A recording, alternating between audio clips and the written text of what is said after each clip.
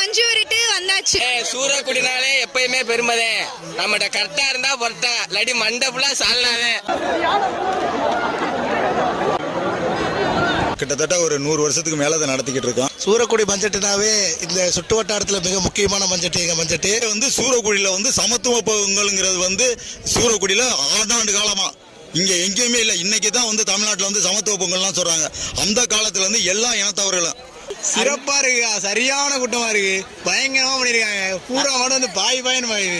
மஞ்சு விரட்டை பொறுத்த வரைக்கும் எவ்வளவு பிடிக்கும் அப்படின்னா, ஆக்சுவலா நான் ஒரு ஆசிரியர் இருக்கேன். என்கிட்ட பயிலக்கூடிய மாணவர்களுக்கும் ஜல்லிக்கட்டு மஞ்சு விரட்டு குறித்த முழுமையான தகவல்களை எப்பொழுதுமே நான் சொல்லிக் கொடுப்பேன்.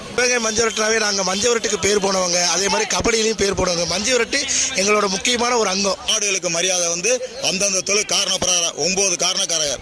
அதுல முதல்ல பெரிய முதுக்கன், 2வது வீரக்கன், 3வது சின்ன முதுக்கன், அதுக்கப்புறம் பழனியாண்டி அம்பலம், அப்புறம் கட்டையன் அம்பலம், அப்புறம் சேக்கனம்பலம், அதுக்கப்புறம் குப்பானம்பலம், அப்புறம் வடக்கு உழவு, அப்புறம் கஞ்சிடுத்த உழவு, அதுக்கப்புறம் கல்லர்வட்டி, அதாவது தேவர்கள் அவங்க அந்த உழவு, அதுக்கப்புறம் சாணார்.